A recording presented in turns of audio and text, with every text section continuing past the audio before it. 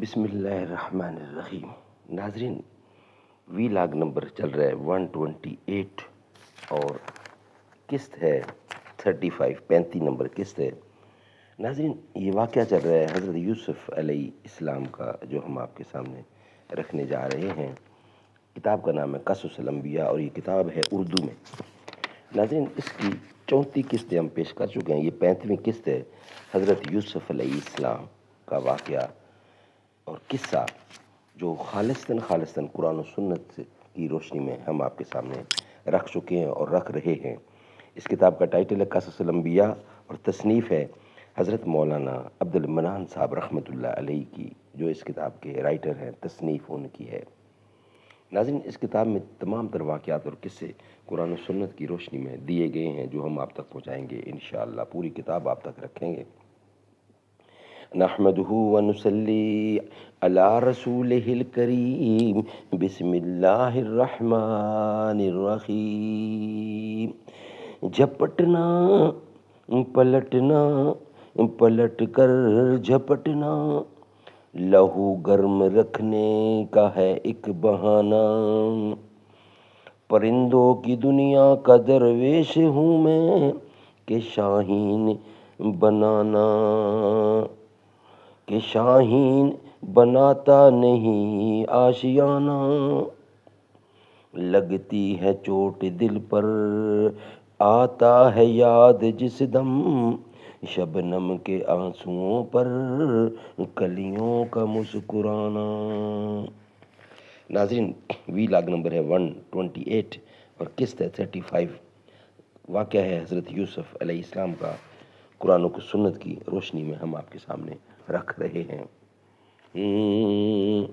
اعوذ باللہ السمیع العلیم من الشیطان الرجیم، بسم اللہ الرحمن الرحیم۔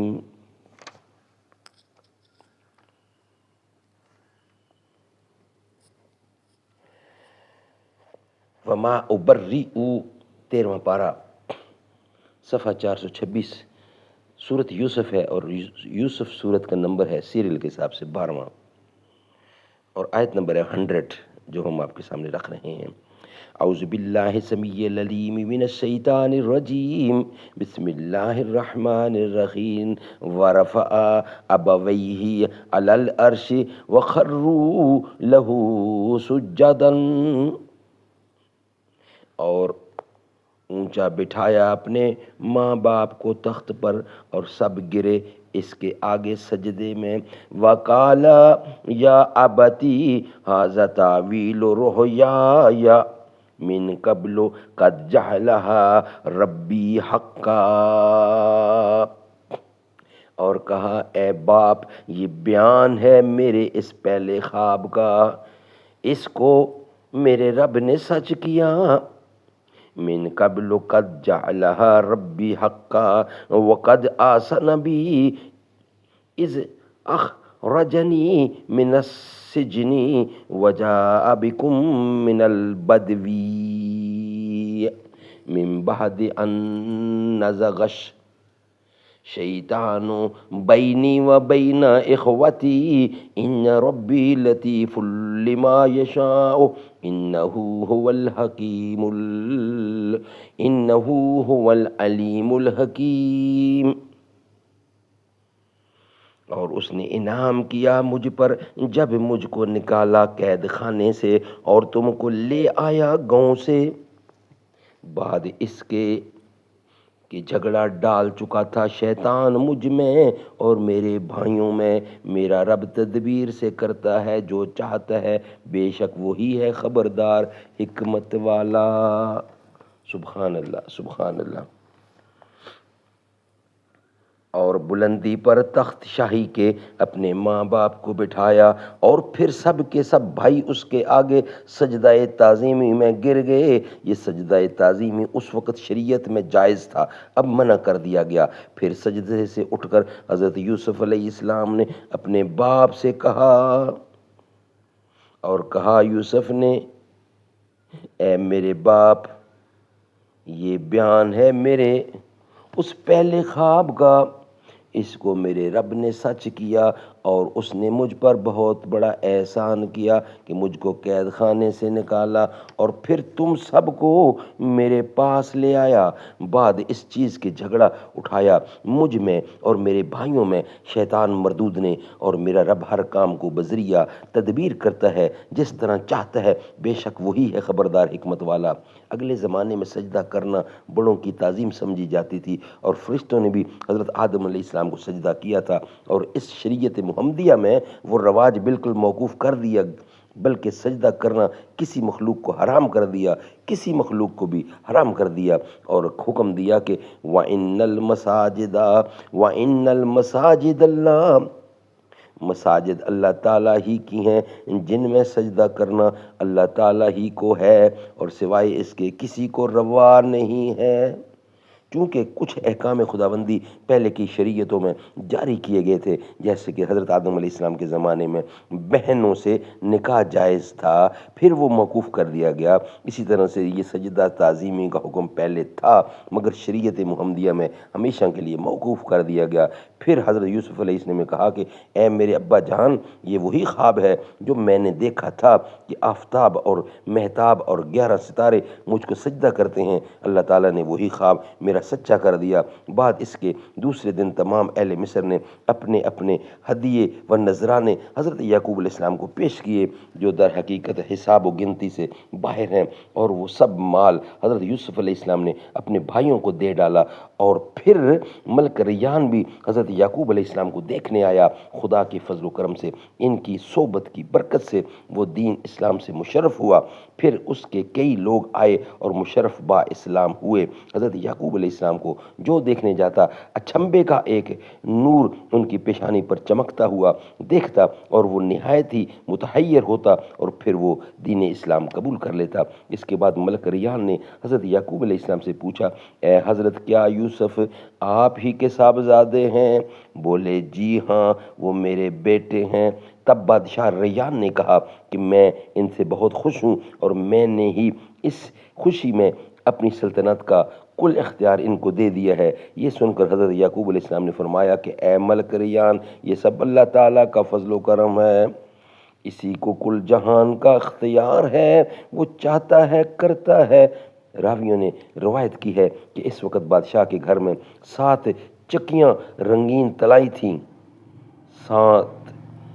7 چکیاں رنگین طلائی تھیں، اور ہر ایک چکی وزن میں 5000 من کی تھی۔ ایک دن حضرت یعقوب علیہ السلام کے پاؤں میں ایک چکی کی ٹھوکر لگی تھی، یہ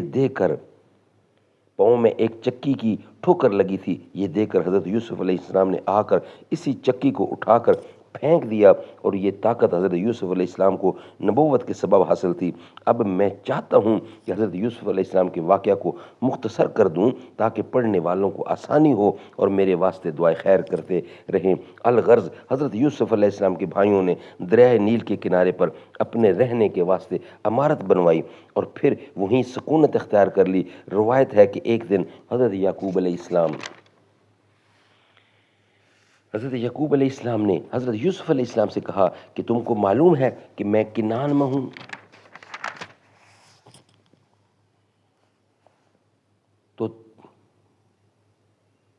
تو کیوں تم نے مجھ کو اپنے حال سے خبر نہ دی؟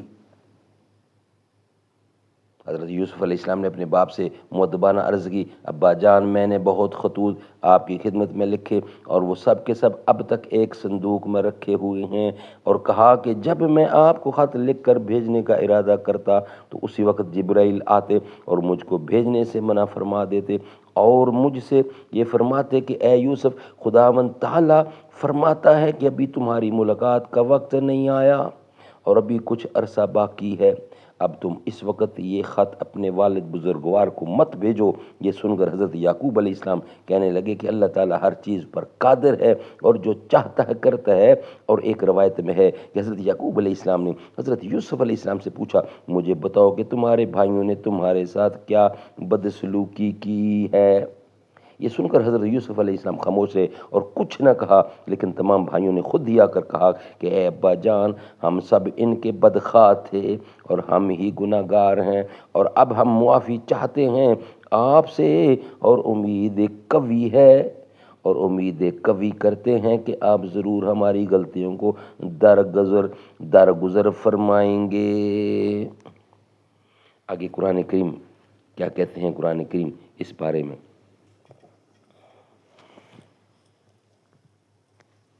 قالوا یا آبانا، قالوا یا آبانا استغفر لنا، قالوا یا آبانا استغفر لنا ذنوبنا ان کنا خاطئین، بولے اے باپ بخشوا ہمارے گناہوں کو، بے شک ہم تھے چوکنے والے۔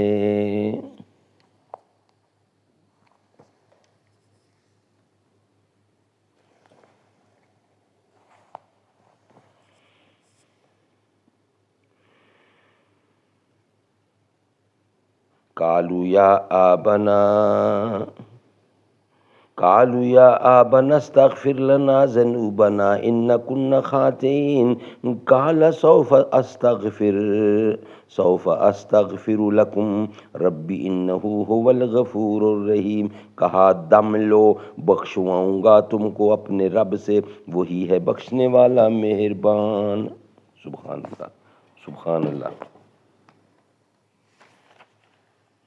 کہا انہوں نے اے میرے باپ بخشوا ہمارے گناہوں کو، بے شک ہم نے خطا کرنے والے ہیں، بے شک ہم تھے خطا کرنے والے۔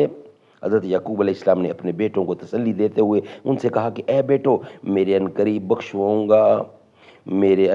بخشواؤں گا تمہارے گناہ اپنے رب سے، کیونکہ وہ بڑا ہی بخشنے والا مہربان ہے۔ سوال اس میں کیا بات تھی؟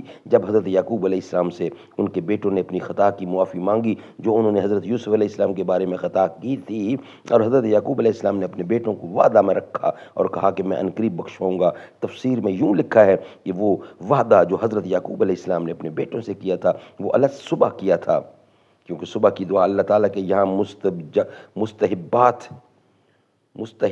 ہوتی ہے۔ اور بعض مورخین حضرات نے یہ بھی لکھا ہے کہ حضرت یعقوب علیہ السلام نے اپنے بیٹوں کے حق میں دعا کرنے میں اس واسطے تاخیر کی تھی کہ حق تعالیٰ کسی کا گناہ اس وقت تک معاف نہیں کرتے جب تک کہ اس شخص کو راضی نہ کر لے جس کے حق میں غلطی اور گناہ کیا گیا ہو، کیونکہ حضرت یعقوب علیہ السلام۔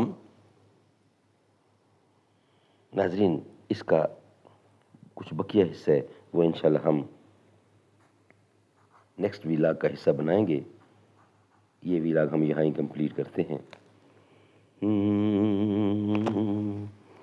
خدا کی عظمتیں کیا ہیں محمد مصطفیٰ جانے، مقام مصطفیٰ کیا ہے محمد کا خدا جانے، صدا کرنا میرے بس میں تھی میں نے تو صدا کر دی، وہ کیا دیں گے میں کیا لوں گا سخی جانے گدا جانے، کہا جبریل نے سدرہ تلک میری رسائی ہے کتنی منزلیں آگے نبی جانے خدا جانے، مدینے حاضری کی مانگتے رہنا دعا یارو، اثر ہوگا نہیں ہوگا نبی جانے خدا جانے، میری مٹی مدینے پاک کی راہ میں بچھا دینا، کہاں لے جائے گی مجھ کو مدینے کی ہوا جانے، ہمیں تو سرخرو ہونا ہے آقا کی ہی دعاؤں میں، ہمیں تو سرخرو ہونا ہے آقا کی دعاؤں میں، زمانے کا ہے کیا ناصر برا جانے بھلا جانے، خدا کی عظمتیں کیا ہیں محمد مصطفیٰ جانے، مقام مصطفیٰ کیا ہے، مقام مصطفیٰ کیا ہے محمد کا خدا جانے، خدا کی عظمتیں کیا ہیں، خدا کی عظمتیں کیا ہیں خدا کی عظمتیں کیا ہیں محمد مصطفیٰ جانے، مقام مصطفیٰ کیا ہے محمد کا خدا جانے۔